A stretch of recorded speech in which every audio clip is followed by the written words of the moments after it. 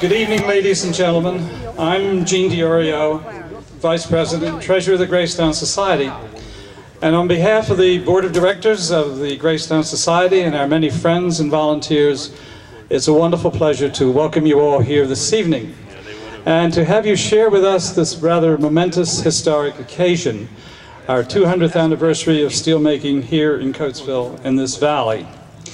We have a rather interesting program this evening, and I won't get into the historic details right away. I'm sure Scott will do that quite well. But we're going to start the program. You've been listening to the Lukens Band, and in a moment they'll be playing our national anthem. So we'll ask you to please stand for that and remain standing for the invocation. So, gentlemen. Can you get a shot past me for the band, or am I blocking you? Can you see the band? No. Okay.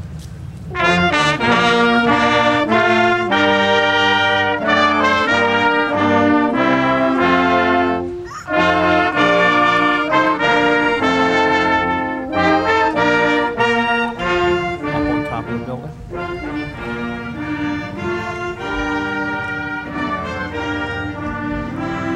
Get a wide shot of the back of the crowd.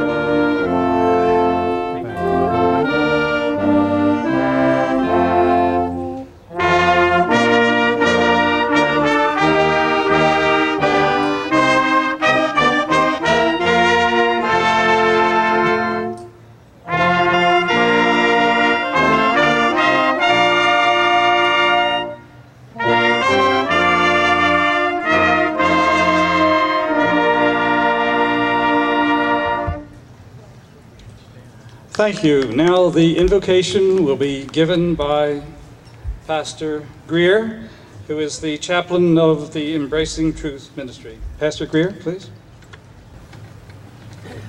That's all, Bell, for just a moment. Dear God, our fathers, we have this opportunity to come just to celebrate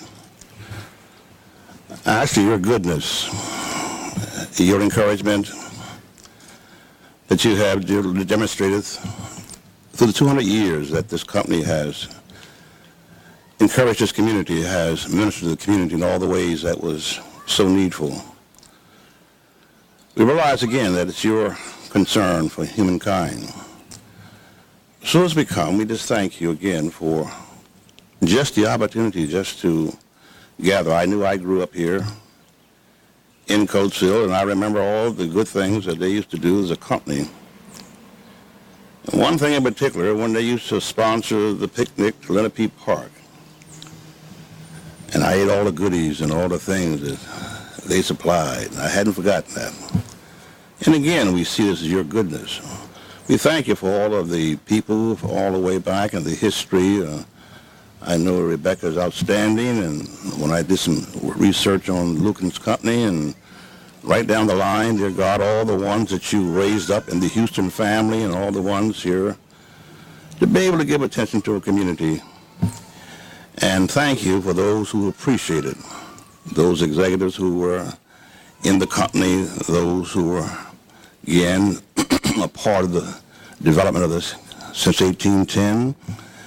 And thank you for the impact they had around the world.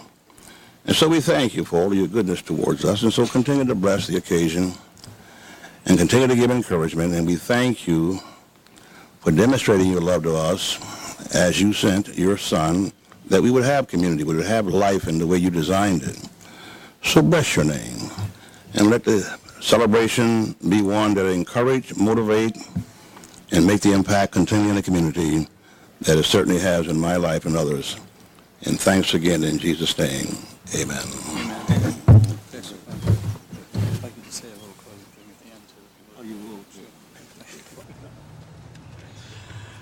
Please be seated. And thank you so much, Reverend Greer, for your inspiring. We're going to have a bit of change if you have programs in the arrangements this evening. We have with us two outstanding members of our government, both of whom have other engagements. So Andrew Dinniman, our Honorable Senator, if you would join us now for your presentation.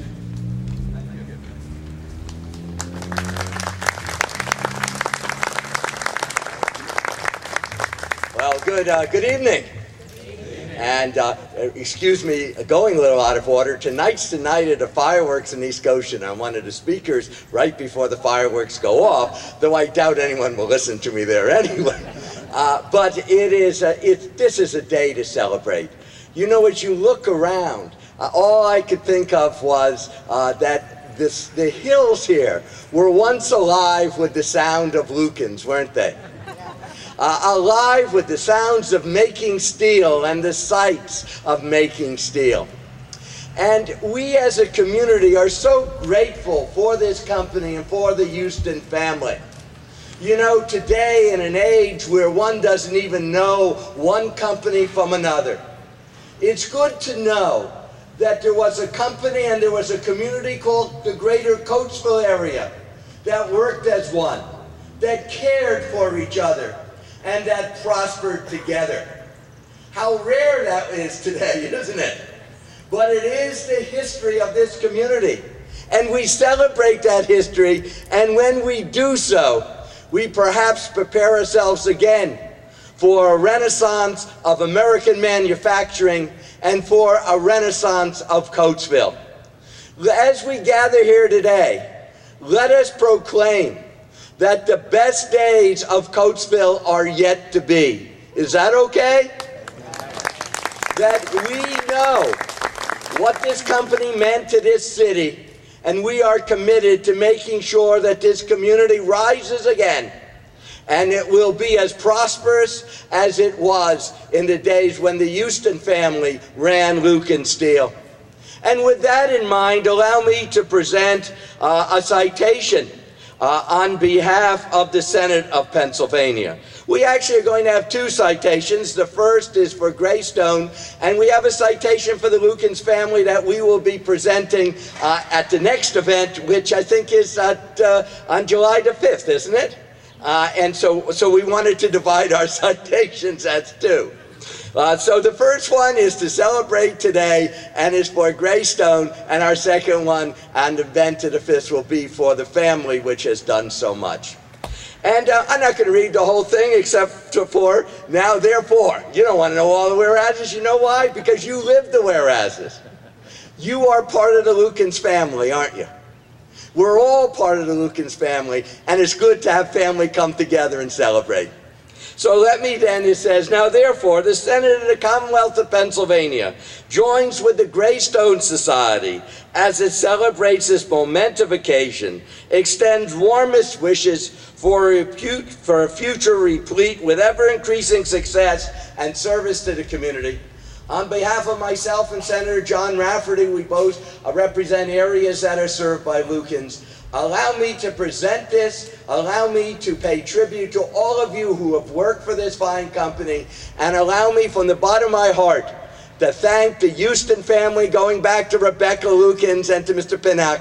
Let me thank them for what they have done to make Chester County the wonderful community that it is. And let me once again assure you that the best times for American manufacturing, including steel, and the best times for this community will still be in the future, because we're going to make sure that that's the case. Thank you so much.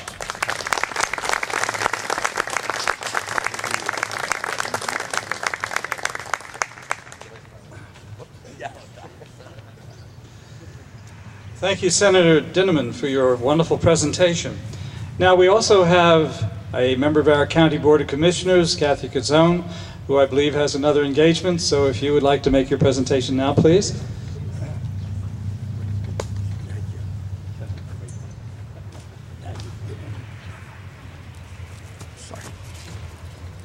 Well, it's never easy following the senator, but I'll do my best. It is really my honor to...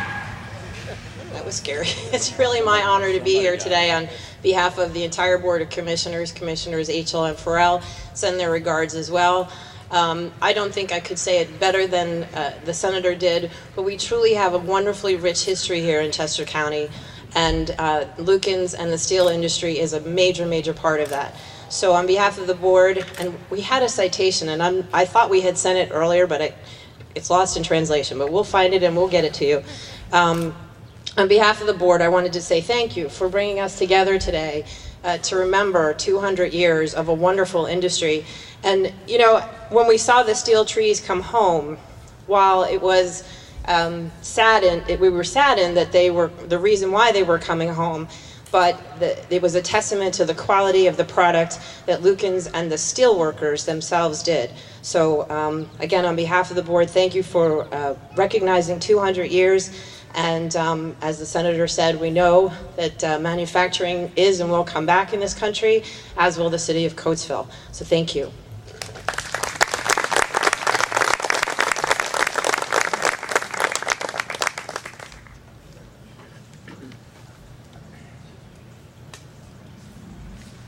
Thank you, Commissioner Cazzone, for being with us and giving us such good, encouraging words. Well, it's now my pleasure to introduce Scott Houston, who is going to do the keynote address. As you know, Scott and I have been working on a lot of projects, and I must say I tip my hat to him.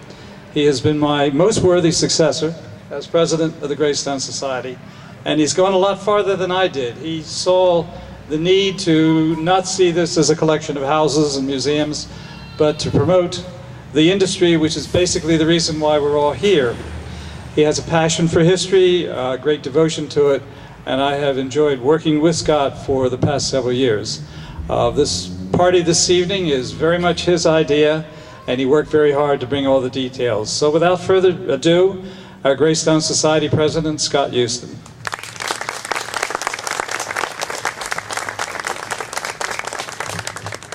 All right. Well, thank you all for coming here tonight. It's pretty interesting to be up here at the moment. Thank you all for putting me up here. I think you're all the people that I look to get things done, and you know, around. If you want to know the community of Coatesville, I think you don't have to look too far. I think that's the spirit of what brings us all together today. You know, we're honoring. What exactly are we marking? What are we honoring? And Lukens made it 187 years, and it's a wonderful story. I think part of it begins. People always ask me, well, when the beginning? And I have to pick a moment in time how far back to go to. I think the most apropos time is talk a little bit about the Pennock's. It's very interesting as to how we all got here. And the storms yesterday, with all the trees falling around, the story here real quickly is the Pennock's are immigrating into America, and one of the Pennock brothers has a tree fall on him and dies. And so the properties get allocated to another brother, and he dies on his way over to Barbados. And then the properties get sent to the third, I think he was a third brother, and he ends up building Primitive Hall in Chester County, and the Quakers immigrating into Pennsylvania. So, you know, trees falling around here are interesting to watch out for, but I think we cleared it out.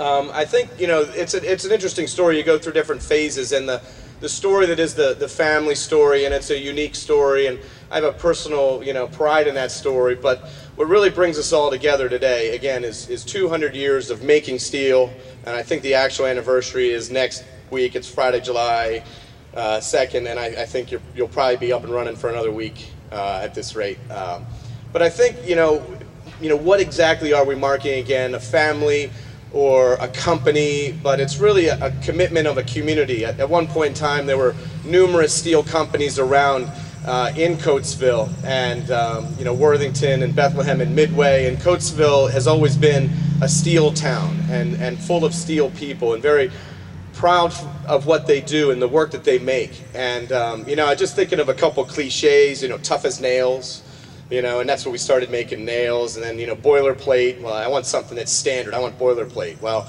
is that a commitment to quality and consistency? And that's what we made here, boilerplate. We made a lot of different things. I think the one thing that really is interesting is again, the Lukens family and, the Lukenites. And again, just the people that make steel. Again, today, ArcelorMittal, needs to be credited with, the commitment that they have to making the iron and steel business succeed, through their business plan and keeping this plant running. It will be a great commitment from ArcelorMittal. 200 years of steel, again, is not something to, think about lightly. And the one thing that I'm always amazed at, it's great to have you all here, because usually I'm walking around here alone at this point in time. In Rebecca's house, it's great to have Rebecca's house. And Rebecca is here tonight, and get to meet her and talk to her. Her story is a very fascinating story, just about perseverance. And, while she's highlighted, again, there are 17 men operating with her in the plant. And who are they? And what did they do? And their story needs to be told. The steel workers' story needs to be told. Coatesville's story needs to be told. And these houses are a great start. But as Gene said, I think as we push from a family story into the larger steel story, that's where I get excited about, how do you make it? What does 3,000 degrees look like? How do you roll it? In your gift bags tonight, one of my favorite things is Play-Doh. Yeah, I have a 5-year and 3-year-old girl. So you all get Play-Doh, but I'd like you to try and roll a flat piece of Play-Doh and see how tricky it is, and edging, and the same principles apply.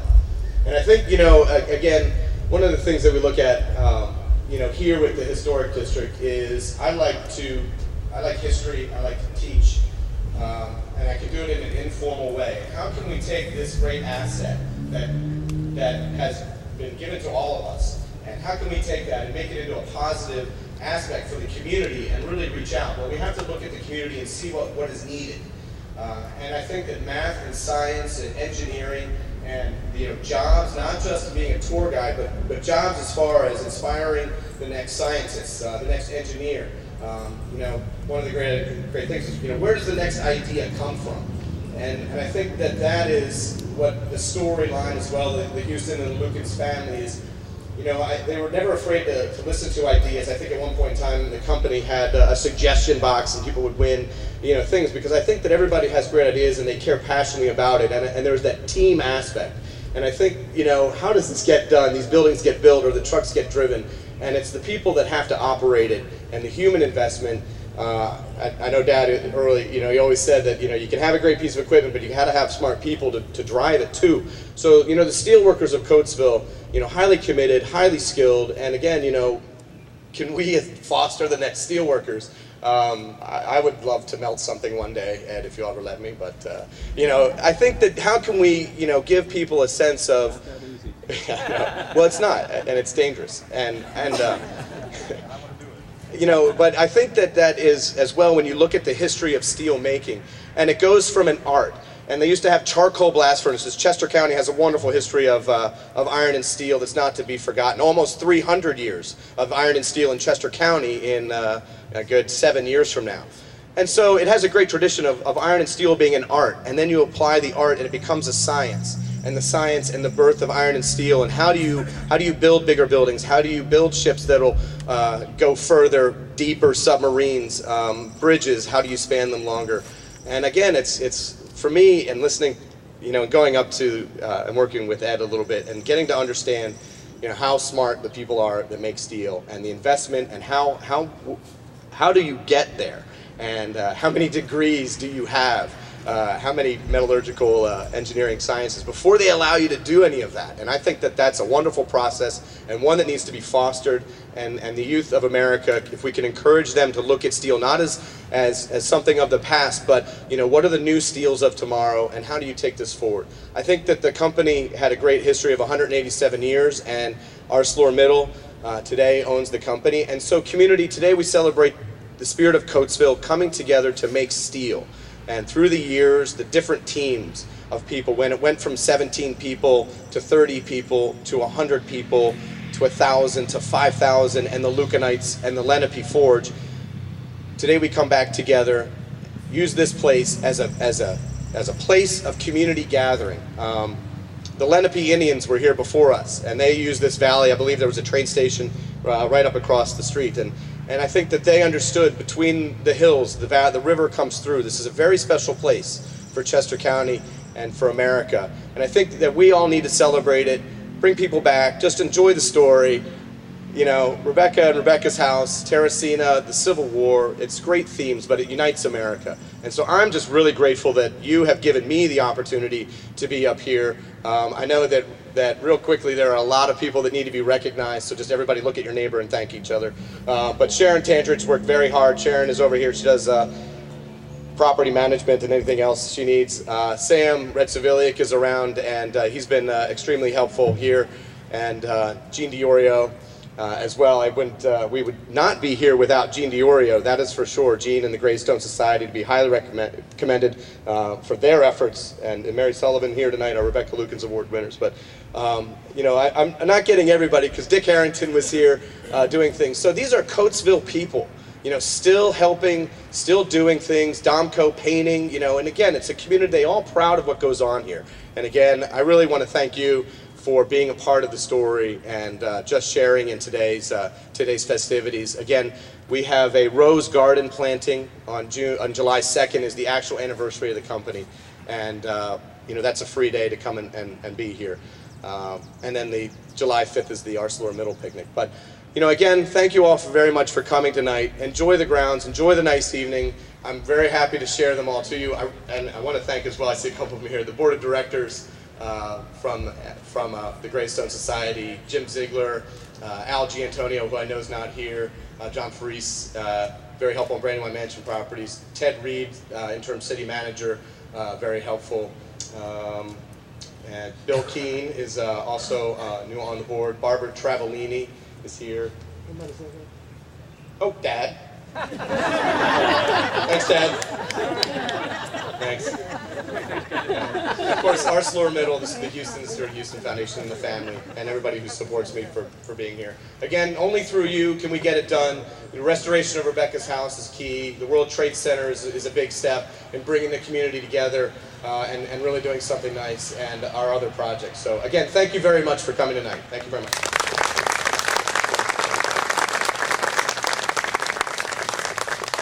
Thank you, Scott. I think you'll all agree with me that in addition to a passion for history, he's very enthusiastic about this entire project. And I suggest a special round to Scott, who's really put his heart and soul in this.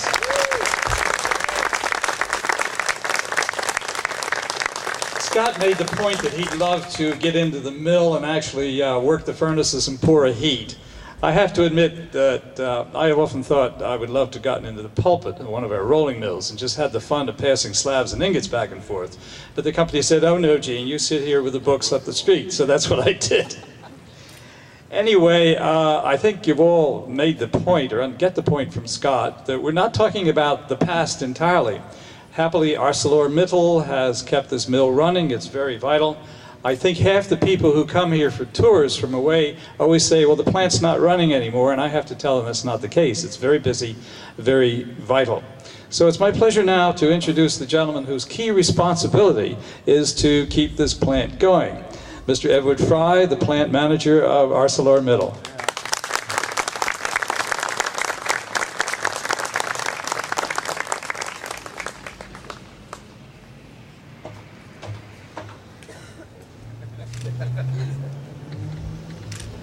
Full disclosure, I wouldn't let Scott's mother throw bags of burlap at the 2-6 mill when she was out there on a tour. Now put that in a frame of reference. What did you want to do? Never mind. True? True. Okay, so I wouldn't let AKA Scotty Houston throw burlap bags. Greetings on behalf of ArcelorMittal. It's a great pleasure to stand here and pay tribute to the work of Scott and Jean and the Graystone Society and the work they're doing for the National Iron and Steel Museum. Clearly this place, it's a history lesson. It started 200 years ago. The product was a little different back then. Iron nails, wagon wheels. Today, what we have is, pause. Today what we have is, unfortunately you see the World Trade Center out there, but we're still making ships. While it's not boilerplate, they're going into aircraft carriers. The vehicles that we're supporting, they're MRAP. The more sophisticated is in submarines, bridges. America is still building, and this plan is still providing essential products to America, continuing to build its industrial base and its cities with skyscrapers, and protect this great country through the military products that we provide, so our troops are protected when they're fighting for our freedom in foreign lands. Process has changed. Last I looked, there isn't a water wheel out there. And, we were fortunate. Rebecca fought for her water rights. She was a warrior. She made sure that people did not take her water away from her. And then she built a better water wheel and a stouter mill. And, we're still running the 2-6 mill, although it did start as a 204. But we're not running steam engines over there. We have electric engines. Somewhere in around 1946 we switched. So the processes have changed. We had open hearts here. When we didn't realize it, Scott, you were having the program here, so that when that flag went up, and that flag is on a building that in World War II had a flag erected in tribute to the troops. The building next to it would have been the open hearth, I believe, in 1892. And, February 25th, 1892, the first heat, 1001, was melted in that building. Well, the flag on that building is a 15-star 1810 flag. The flag on this building, a World War II flag, 48 stars, in case you were wondering why does the flag look a little odd. But all that is part of the history of this place. The processes have changed. We don't have open hearths anymore. They shut down. July 25th, 1957, C.L. Houston and his daughter Nancy Hansen broke ground for a furnace. And somewhere in the 60s, they celebrated making 150 tons of steel in 5 hours. Whitey Mullestein is congratulating one of the guys on the shop floor. 150 tons in 5 hours at C furnace. Today, every 90 minutes, D furnace is churning out a heat of steel. So time has gone on in the process as well as the products. People, though, I don't see a lot of handlebar mustaches out there. I don't see a lot of horse and buggies bringing you here. But people are a common denominator. From the heights of employment of nearly, I think around 6,166 people during the war years, this place has always provided people a place to do an honest job, an honest day's work, to practice their skills, to invest their time and energy. They're proud that they come here through snowstorms. They're proud that they come here when trees have fallen down. The last winter with the highest snowstorm in the state of Pennsylvania, I go to a credit union. Oh yeah, by the way, the credit union wouldn't be there if this place wasn't around. But a credit union in Lancaster, who a daughter of employees says, her dad phoned her when he left work, her dad phoned her when he got home, and he was most proud of getting there. The pride of doing our job here in this plant has never disappeared. The water wheels disappeared, the open hearths have disappeared, but the pride of the steelworker, the pride of the individuals from this community, generation after generation, has not gone away. And it's a great pleasure to stand here in front of you people with Scott and Jean as they try and build future generations of steelworkers with the National Iron and Steel Museum in Graystone, to get kids excited, to get them invested in this industry, because it isn't real exciting, but you can be real proud of what you do. You know you're making a difference. You know you're helping to build America.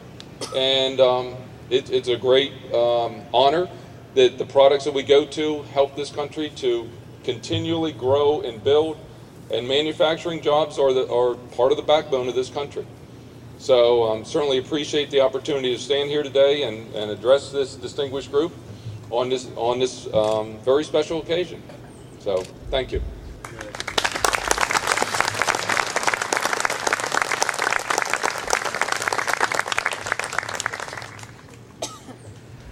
Thank you, Ed Fry, for your very memorable and instructive talk. And I think we are all impressed with the continuity, not only of the business, but of generations of people who have worked here. We have some other officials. First of all, the city, Ted Reed, who would like to give greetings, our city manager. Ted, if you will, please.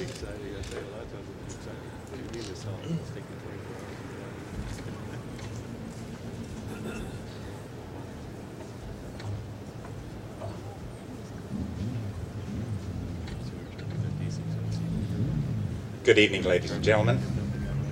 I'm very happy to be part of this event today, not only bringing greetings from the city of Coatesville, but also as a member of the Graystone Society since 1993.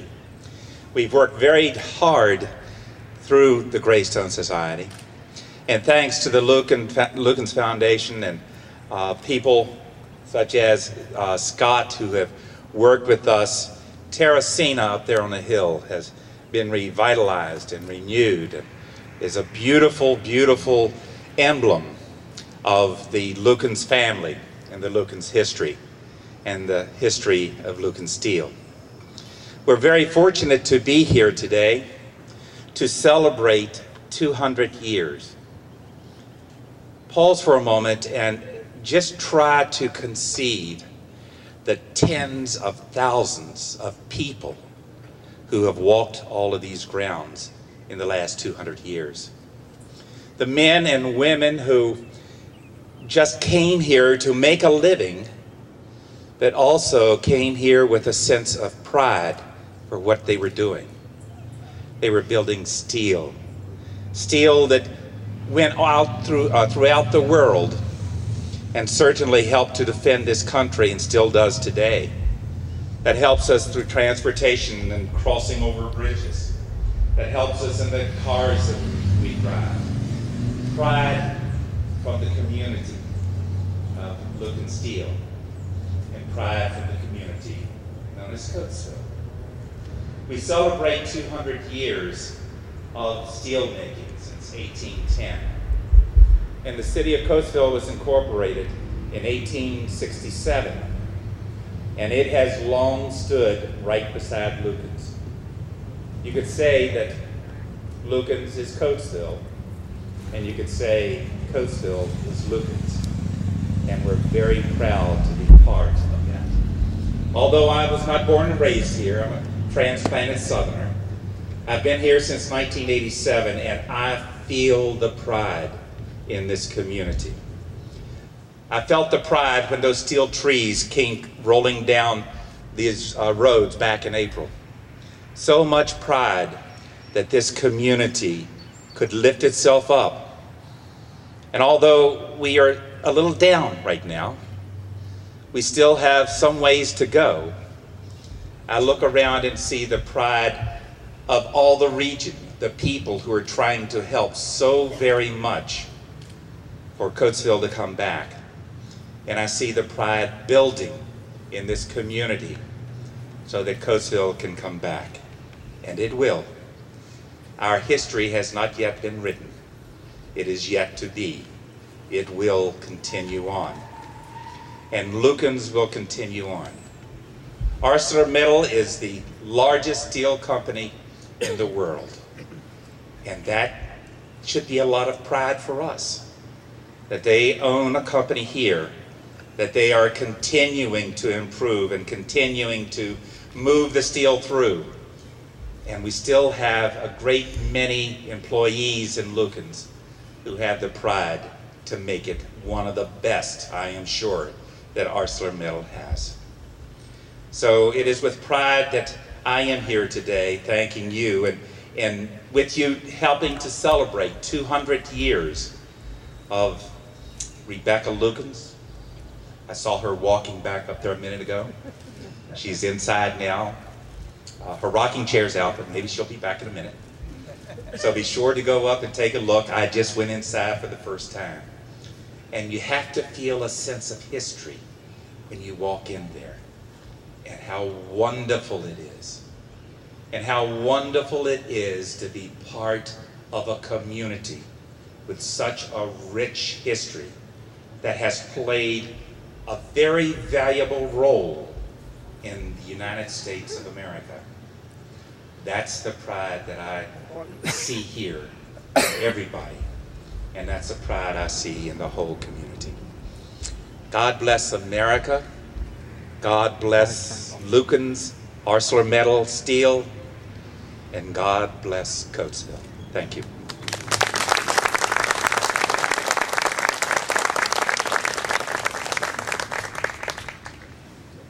I think most people would agree that Rebecca Lukens is our most prominent historical figure and our most inspiring figure. So with that in mind, a few years ago, the Graystone Society decided to create an annual award to persons who had the character, the accomplishments that exemplified what Rebecca Lukens was. We would like to acknowledge tonight the honorees. First, Mary Sullivan, who was our first one. Is Mary here? Don't see her. Mary and I were founders of the Graystone Society. She was our first awardee. Our second was Jane Davidson, the Chester County historian. Jane worked very hard to get these properties designated by the National Park Service as National Historic Landmarks. We were expecting, and I had a phone call this afternoon, Jane couldn't come. Our third awardee was Barbara Travellini, who I believe is here. Barbara, could you stand up, please? Delighted to say that Barbara has recently joined the board of the Graystone Society. Our fourth awardee, who I don't believe is here either, was Doris Flamer, a very impressive lady with a very long list of civic accomplishments. Well, now also from the city of Coatesville, we're going to have a greeting from the vice chairman of the board, Carl Marking. Here he is. If you'd come up, please.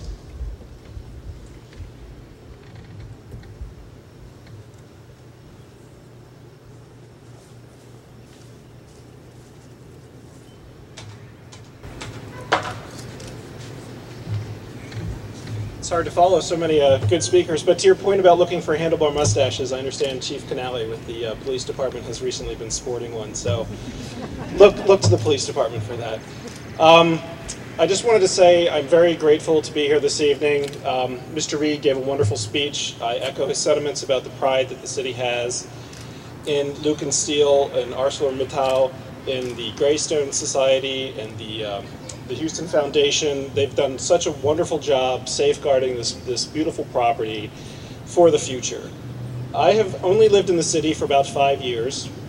Like Mr. Reed, I'm almost a transplant from the South. I'm just above the Mason-Dixon though, so didn't quite qualify.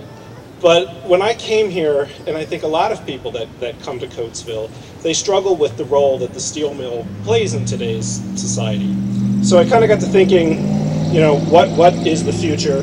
What is it about this event that makes the city of Coatesville stabilized for the future? And I just sort of struck on the thought that it is an interesting juxtaposition that 200 years of history with the, if we move forward and we secure the National Steel Heritage Museum, when we build the monument for the 9/11 trees, how the future of the city of Coatesville will be forever linked with the steel mill and its history. And it is because of this history that the city of Coatesville is now making its first turn in many years towards a very positive future. And I just wanted to express those thoughts and thank everyone and have a great day.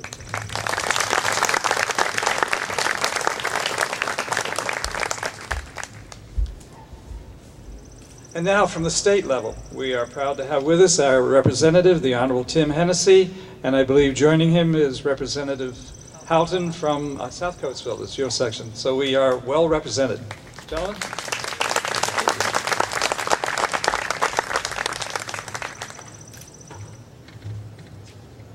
Good evening.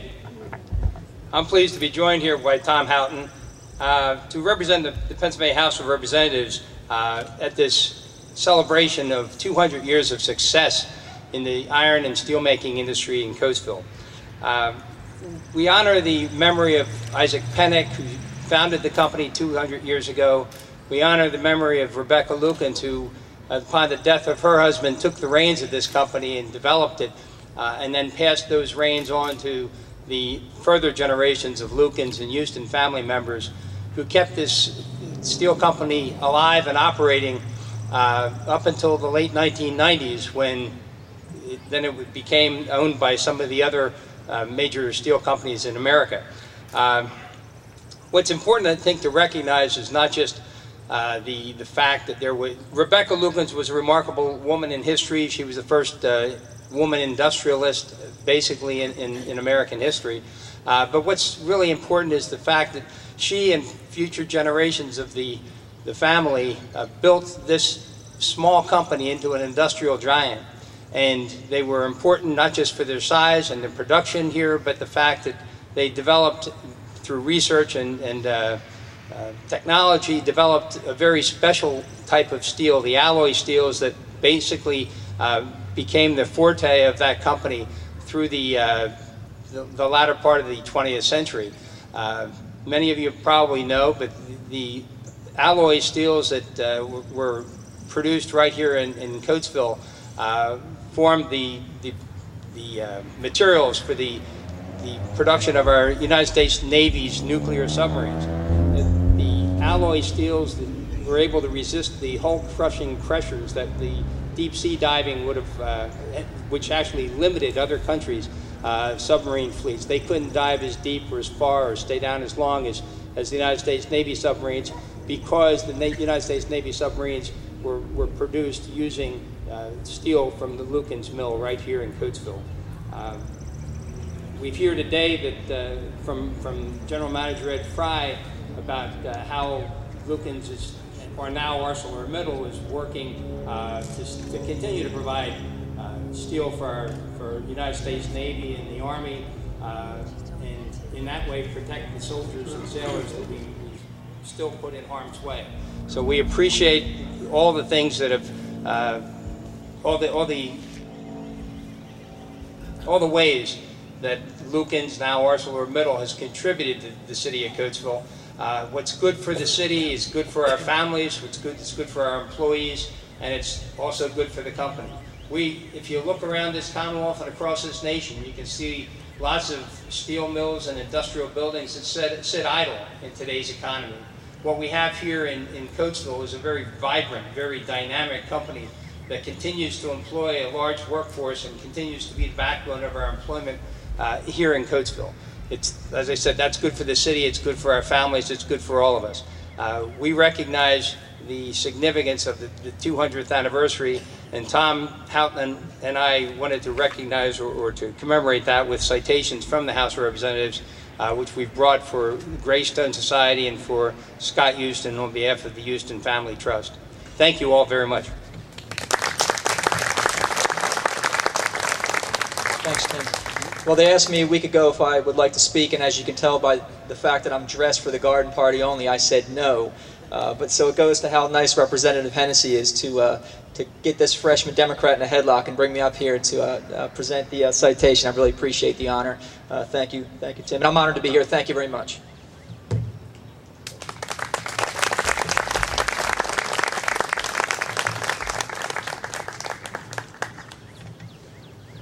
Well, I think we've been hearing in abundance about how the importance of quality is to business, and it has been the case here with this plant. I'm reminded of a commercial that the famous Cunard Steamship Company used to do some years ago, drawing on their history. They go back to 1840. They did a series of ads in magazines and newspapers with a slogan that said something like, we're not the best because we're the oldest, but we're the oldest because we're the best. It was a bit trite, but nevertheless it made the point. And incidentally, there's a historical parallel there, because Samuel Cunard, who started the business, had an ancestor who was a fellow passenger on the ship that came to Philadelphia in the early 1680s. The fellow passenger was Jan Lukens. So both Charles Lukens and Kennard had ancestry on that very same vessel. Well, to move to the Federal Register, we were expecting our Congressman Gerlach to be here this evening. Jim may be here yet, but he indicated he didn't think he'd get here in time to do the presentation. So he asked me to read this. He got up in the House of Representatives, addressed the Speaker in Washington. Madam Speaker, I rise today to recognize the 200th anniversary of the iron and steel industry in the city of Coatesville, Chester County, Pennsylvania. During the last 2 centuries, men and women of great character, tremendous ingenuity, and bold leadership have contributed to the longevity and success of an industry which helped sustain a community and fueled America's growth and prosperity. The steel mill that Isaac Pennock established on the banks of the Brandywine in the early 19th century developed into an industrial complex that housed the world's largest plate mill, thanks to the efforts of Dr. Charles Lukens, Rebecca Lukens, and several generations of Lukens descendants. Dedicated employees, all with a work ethic as strong as the steel plates they forge, have also been integral to the industry's success. These highly skilled and extremely motivated workers have helped the industry adapt from an era of steam locomotives and iron-hulled vessels to an era of nuclear submarines and specialty steel. Madam Speaker, I ask that my colleagues join me today in honoring the 200th anniversary of the iron and steel industry in the city of Coatesville, and recognizing the exemplary work of the Graystone Society, which has meticulously chronicled and preserved the iron and steel industry's rich history in the city. Jim Gerlach, the House of Representatives. He may be here yet this evening, but in the meantime, I was asked to read that for him. Well, we are now to the point where we're going to do the marker unveiling, but first I'd like to ask Skip Houston to come up and say a few closing words. Skip, please.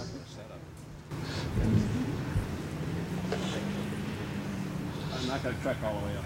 Okay, I'll turn this. You don't have to turn anything.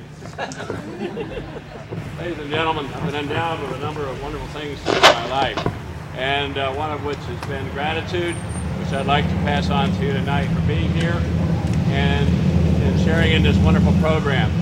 The other one is a sense of humor, which has been passed down to my son, who said that he would like to have me wrap up this meeting. And the other one is good judgment, which means, no, I'm not going to wrap this up. I'm going to get back to my mentors now. My 3 kids are here now.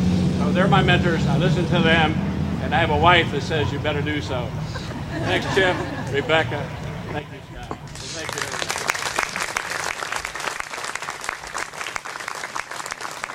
And thank you, Skip. Well, now we are turning to the unveiling of the marker, and a few words of explanation before we actually do it. As we started to plan this event, we decided that we should have some sort of a commemorative marker. We knew that in 1910, when Lukens celebrated its 100th anniversary, a marker was placed in the mill along the Brandywine on a granite monument. And then when we had the national landmark designation in the mid-90s, we did the same thing. It's along First Avenue.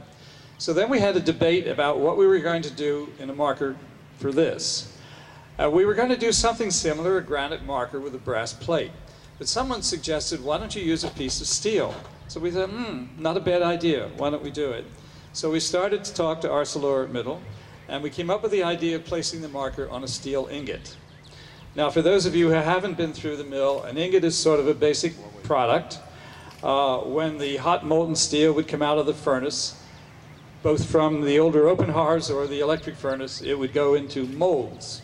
First into a ladle, then into molds. And the molds would hold the steel, and then when the steel cooled, and the molds would be removed, and we'd have an ingot. It was the first product. And then the ingot subsequently would go through a stage of reheating, and then would go to the rolling mills to break down into slabs and to plates. So with the discussion on this, we decided, how about getting an ingot? And again, thanks to Ed and ArcelorMittal, the company gave us an ingot. And John Hayes, is John here tonight? I don't see John, who is the plant engineer, was invaluable. And one day John took me out to the steel yard, the south yard, and we shopped for an ingot.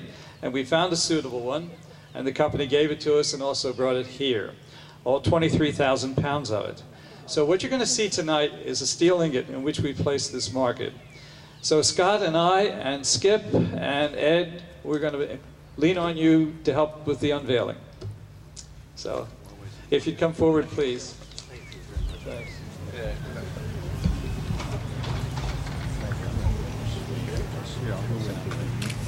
Armor.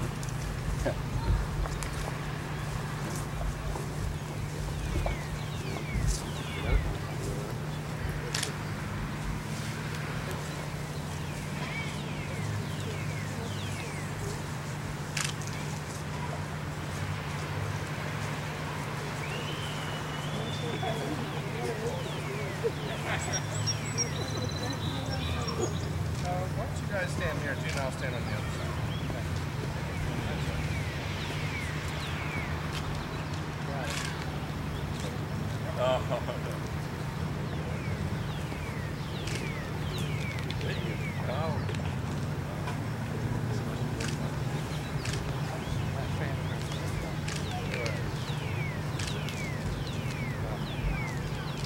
We dedicate this monument for the steelworkers of Coatesville.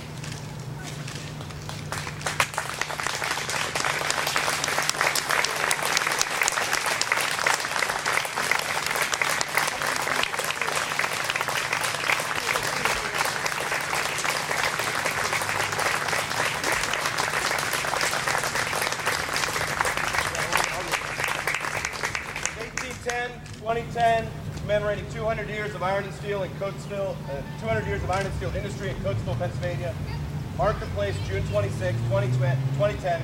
ArcelorMittal, the Graystone Society, the National Iron and Steel Heritage Museum, and the Houston family. Thank you very much.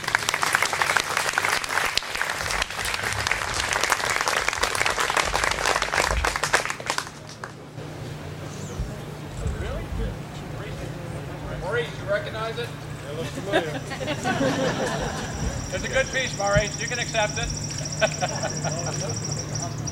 I see we have the hot top. Took the whole thing. Okay.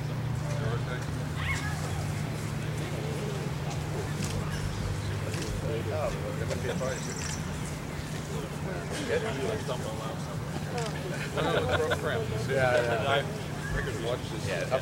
Kind of slope up here. Thank you. Okay. Thanks, Dad. Thanks, Dad. Thank you, Scott. To conclude our event, we're going to ask Pastor Greer to say a few final words, please.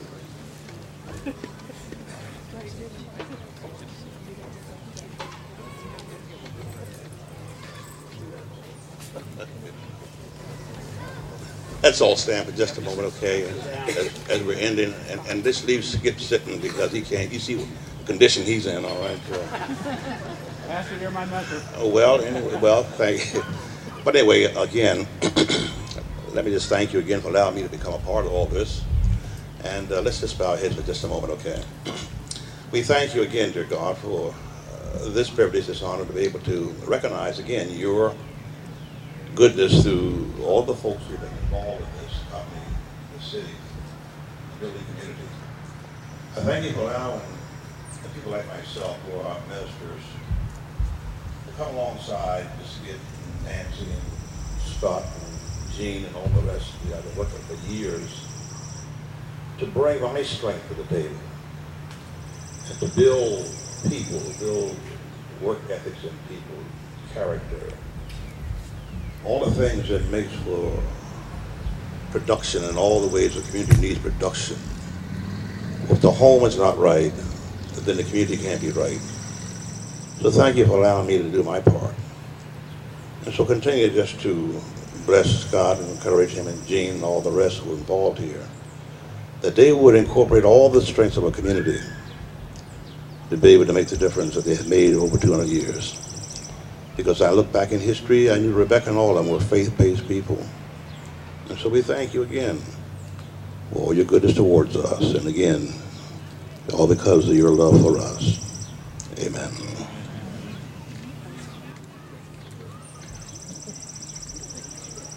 Thank you so much, Pastor Greer. I'd be most remiss if I didn't call your attention to the special accomplishments of the Lukens Band, themselves a large part of the Lukens history and part of our tradition, who I believe will be celebrating their own 100th anniversary next year. So thank you all for being, and you're going to hear a great deal more from them as the evening progresses. Thank you all for being here. Thank you. Very good.